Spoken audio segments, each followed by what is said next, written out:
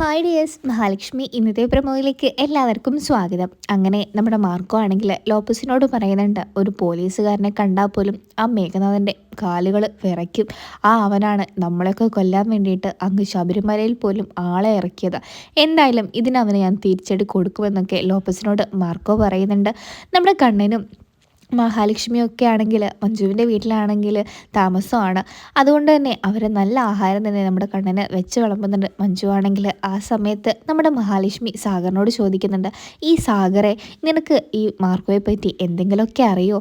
എന്താ ശരിക്കും അവൻ ആരാ എന്നൊക്കെ ഇങ്ങനെ ചോദിക്കുന്നുണ്ട് മഹാലക്ഷ്മി ആണെങ്കിൽ. അപ്പം മഹാലക്ഷ്മിയോട് സാഗർ പറയുന്നുണ്ട്, എനിക്ക് അവനെക്കുറിച്ച് വലുതായിട്ടൊന്നും അറിയില്ല. എന്തിന്, അവൻ്റെ കൂടെ നിൽക്കുന്ന ആ ലോപ്പസിന് പോലും അവനെപ്പറ്റി ഒന്നും തന്നെ അറിയില്ല. പക്ഷെങ്കിൽ അവനെന്തോ വലിയ ശക്തി ഉണ്ടെന്നുള്ള കാര്യം എനിക്കും തോന്നിയിട്ടുണ്ടെന്നൊക്കെ സാഗർ പറയുന്നുണ്ട്. നീ പറഞ്ഞത് ശരി തന്നെയാണ്. ഞങ്ങൾ അമ്പലത്തിൽ ഞാനും മഹിയും പോകുമ്പോഴൊക്കെ ഒരമ്മയെ കാണാറുണ്ട്, ഒരു ദിവ്യശക്തിയുള്ള അമ്മ. ആ അമ്മ പറഞ്ഞതുപോലെയാണ് ഇന്ന് വരെ ഞങ്ങളുടെ ജീവിതത്തിൽ സംഭവിച്ചിട്ടുള്ളൂ. മാർക്കോയും ആ അമ്മയും തമ്മിൽ എന്തൊക്കെയോ ബന്ധമുണ്ടെന്ന് എനിക്ക് അന്നേ തോന്നിയതാണ്. കാരണം ഞങ്ങൾക്ക് എന്തൊരപകടം വന്നാലും മാർക്കോ അവിടെ എങ്ങനെയെങ്കിലും എത്തി ഞങ്ങളെ വന്ന് രക്ഷിക്കും. അവന് വലിയൊരു ശക്തി തന്നെ ഉണ്ടെന്നൊക്കെ പറഞ്ഞ് അവരിങ്ങനെ സംസാരിക്കുകയാണ് ചെയ്യുന്നത് തന്നെ. അങ്ങനെ കണ്ണനോട് നമ്മുടെ സാഗർ പറയുന്നുണ്ട്, എങ്ങനെയാ ഇപ്പോൾ തിരിച്ച് വീട്ടിലോട്ട് പോകുന്നത്? അനന്തുചേട്ടനെയോ പിന്നെ സാഗറിനെയോ ആരെങ്കിലുമൊക്കെ കൊണ്ടുപോയിക്കൂടെ എന്നൊക്കെ മഞ്ജു ചോദിക്കുന്നുണ്ട്.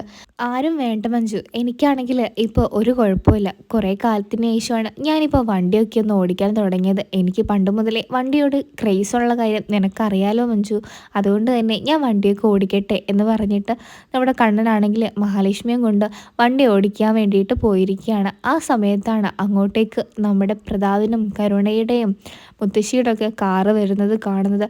മഹാലക്ഷ്മി ആണെങ്കിൽ പെട്ടെന്ന് കണ്ടപ്പോൾ അയാൾ എന്തായാലും നമ്മളെ കണ്ടിട്ടുണ്ടാവും കണ്ണേട്ടാ, എനിക്ക് ഉറപ്പാണ്. അയാളിങ്ങനെ എത്തി നോക്കുന്നത് രീതിയിൽ ഞാൻ കണ്ടിട്ടുണ്ട്. ഇനിയിപ്പോൾ എന്താ ചെയ്യുക എന്നുള്ള രീതിയിൽ സംസാരിക്കുന്നുണ്ട്. അപ്പോൾ കണ്ണനും തോന്നുന്നുണ്ട് ഇനിയിപ്പോൾ അയാൾ കണ്ടു കാണുമോ എന്നുള്ള രീതിയിൽ കണ്ണനും ഇങ്ങനെ ആലോചിക്കുന്നുണ്ട്. പ്രതാപനാണെങ്കിൽ കണ്ണനെ കണ്ട ഉടൻ തന്നെ വണ്ടി അവിടെ സൈഡോട്ട് മാറ്റിയിട്ട് അത് കണ്ണൻ തന്നെയല്ലേ എന്ന് ഉറപ്പ് വരുത്തുന്നുണ്ട്. പക്ഷേങ്കിൽ കണ്ണനാണെങ്കിൽ പെട്ടെന്ന് തന്നെ അവിടെ നിന്ന് വണ്ടി എടുത്തിട്ട് അങ്ങനെ കണ്ണനാണെങ്കിൽ മഹിയം കൊണ്ട് പെട്ടെന്ന് തന്നെ നമ്മുടെ തോമസ് സാറിൻ്റെ അടുത്തേക്കാണ് പോകുന്നത് തന്നെ. അങ്ങനെ മഹാലക്ഷ്മി പറയുന്നുണ്ട്, ഇനിയിപ്പോൾ എന്താ ചെയ്യുക? അയാൾ കണ്ടാൽ പിന്നെ എല്ലാ പ്ലാനും നമ്മുടെ പൊളിയുമല്ലോ കണ്ണേട്ടാ. ഇനിയിപ്പം അയാൾ കണ്ണേട്ടനെ കണ്ടു കാണുമോ എന്നൊക്കെ ഇങ്ങനെ മഹി ചോദിക്കുന്നുണ്ട്. അങ്ങനെ പ്രതാപനാണെങ്കിൽ ഇത് കണ്ണനല്ലേ എന്നുള്ള രീതിയിൽ അവിടെ ഇങ്ങനെ നോക്കി നിൽക്കുന്നുണ്ട്. അങ്ങനെ വണ്ടിയൊക്കെ സൈഡാക്കിയ പ്രതാപനാണെങ്കിൽ നമ്മുടെ മുത്തശ്ശിയോട് പറയുന്നുണ്ട് കാറിലിരുന്നിട്ട് തന്നെ, അമ്മേ, ഞാനാണെങ്കിൽ ഇപ്പോൾ കണ്ണനെ കണ്ട് അവനവിടെ കാർ ഓടിച്ചു പോകുന്ന രീതിയിലാണ് ഞാൻ കണ്ടതെന്ന് പറയുമ്പോൾ മുത്തശ്ശി ഇങ്ങനെ ചിരിക്കുകയാണ്. എന്താണ് പ്രതാപ, നിനക്ക് ഏത് സമയം കണ്ണനെ പറ്റി മാത്രമേ ഉള്ളൂ ചിന്ത? അവനാണെങ്കിൽ ആ ശബരിമലയിലെ പൊട്ടക്കിണറ്റിൽ മരിച്ചു വീണിരിക്കുകയാണ്. അതുകൊണ്ട് തന്നെ നീ ഇങ്ങനെ അവനെപ്പറ്റി ഇങ്ങനെ ഓരോന്ന് ആലോചിക്കാതെ എപ്പോഴും അവനെപ്പറ്റി ആലോചിക്കുന്നത് കൊണ്ടാണ് അവനെപ്പോലെ നിനക്ക് എല്ലാവരെയും തോന്നുന്നത്. അതെന്തായാലും കണ്ണനൊന്നും അല്ലെന്നൊക്കെ മുത്തശ്ശി പറയുന്നുണ്ട്. അപ്പോൾ കരുണ വിളിക്കുന്നുണ്ട് നമ്മുടെ പ്രതാപനെ ആണെങ്കിൽ, അച്ഛാ വേഗം വാ വീട്ടിലോട്ട് എന്നുള്ള രീതിയിൽ കമലേശ്വരം വീട്ടിലോട്ട് വിളിക്കുന്നുണ്ട് നമ്മുടെ പ്രതാപനെ മുത്തശ്ശിയാണെങ്കിൽ. അങ്ങനെ പ്രതാപനാണെങ്കിൽ അതെന്തെങ്കിലും ആവട്ടെ, എൻ്റെ തോന്നലായിരിക്കും എന്നുള്ള രീതിയിൽ പ്രതാപനാണെങ്കിൽ പെട്ടെന്ന് തന്നെ അവിടെ നിന്ന് വണ്ടി എടുത്ത് പോവുകയാണ് ചെയ്യുന്നത് തന്നെ. അങ്ങനെ കണ്ണനും മഹിയാണെങ്കിൽ അനന്തുവിൻ്റെ വീട്ടിൽ എത്തുന്നുണ്ട്. അങ്ങനെ അനന്തുവിൻ്റെ വീട്ടിലെത്തിയ കണ്ണനും മഹിയാണെങ്കിൽ കണ്ണനിങ്ങനെ കാറൊക്കെ ഓടിച്ചു വരുന്നത് കണ്ടിട്ട് അനന്തുവിന് ഒരുപാട് സന്തോഷമാവുന്നുണ്ട്. കാരണം ഒരുപാട് നാളത്തെ ഒരുപാട് വർഷത്തെ കാത്തിരിപ്പിന് ശേഷമാണ് കണ്ണൻ ഇങ്ങനെയൊക്കെ ആദ്യമായിട്ട് നടന്നു വരുന്നതും കാർ ഓടിച്ചു വരുന്നതൊക്കെ അനന്തു കാണുന്നത്. കുഞ്ഞുനാൾ മുതലേ അനന്തവും കണ്ണനും ഒരുപാട് നല്ലൊരു സുഹൃത്തുക്കളായതുകൊണ്ട് തന്നെ നമ്മുടെ കണ്ണൻ്റെ വിജയത്തിൽ പിന്നിൽ എന്തായാലും നമ്മുടെ കണ്ണൻ്റെ സുഹൃത്തായ അനന്തും ഉള്ളതുകൊണ്ട് തന്നെ അനന്തുവിന് ഏറെ സന്തോഷമുണ്ട്. അങ്ങനെ അനന്തു ആണെങ്കിൽ നമ്മുടെ കണ്ണനോട് ചോദിക്കുന്നുണ്ട്, എന്തായാലും നീ പറഞ്ഞ കാര്യമുണ്ടല്ലോ, ആ ഒരാൾ അവിടെ മിസ്സിങ് ആണ്. കാരണം പൊട്ടക്കിണറ്റിൽ 2 പേരും മാത്രമേ മരിച്ചിട്ടുള്ളൂ.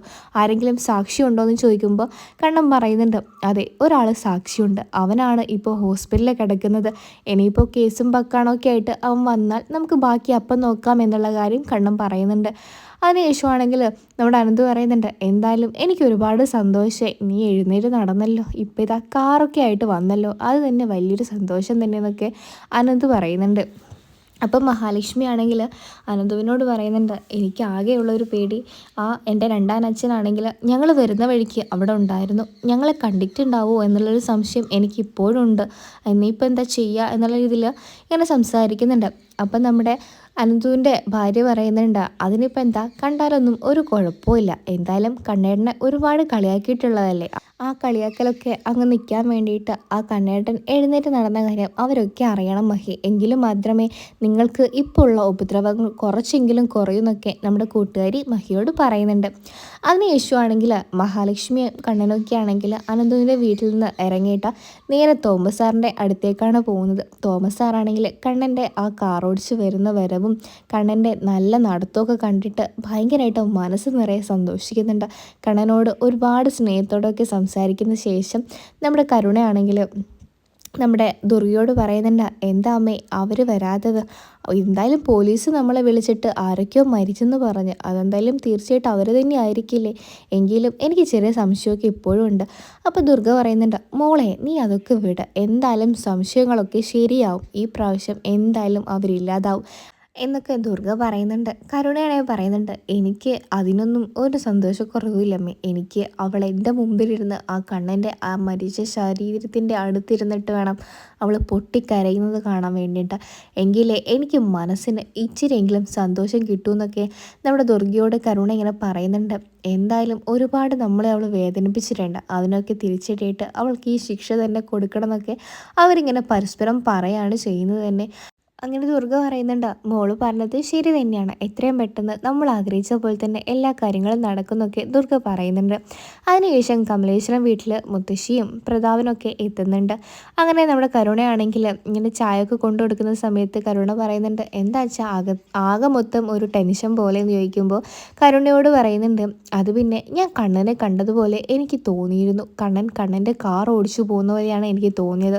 അപ്പം നമ്മുടെ മുത്തശ്ശി പറയുന്നുണ്ട്, ഇവനോട് ഞാൻ അപ്പോഴേ പറഞ്ഞതാ മോളെ, അത് കണ്ണനൊന്നും അല്ലെന്ന്, ഇവൻ പിന്നെ എപ്പോഴും കണ്ണനെ പറ്റി ഇങ്ങനെ ഓരോന്ന് ആലോചിച്ചത് കൊണ്ടാണ് അവൻ അങ്ങനെ തോന്നുന്നതെന്നൊക്കെ മുത്തശ്ശി പറയുന്നുണ്ട്.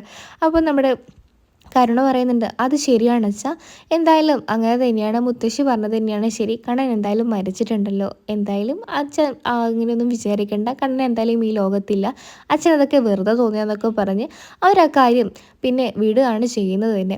അതിന് ശേഷമാണെങ്കിൽ നമ്മുടെ ദുർഗയോട് പറയുന്നുണ്ട്, എന്തായാലും മഞ്ജുവിനെ നമ്മുടെ മേഘനാഥനുമായിട്ടുള്ള കല്യാണമൊക്കെ നടത്തണ്ടേ എന്നൊക്കെ ഇങ്ങനെ ദുർഗയോട് നമ്മുടെ മേഘനാഥന് വേണ്ടിയിട്ട് പ്രതാപൻ ഇങ്ങനെ സംസാരിക്കുന്നുണ്ട്. അപ്പോൾ ദുർഗ പറയുന്നുണ്ട്, തീർച്ചയായിട്ടും അതൊക്കെ അതിൻ്റേതായിട്ടുള്ള സമയത്ത് നടക്കും, എന്തായാലും ശത്രുക്കളൊക്കെ ഒന്ന് ചാവട്ടെ, എന്നിട്ട് വേണം നമ്മൾക്കൊക്കെ ഒന്ന് സന്തോഷമായിട്ട് ജീവിക്കാൻ എന്നൊക്കെ ദുർഗ പറയുന്നുണ്ട്.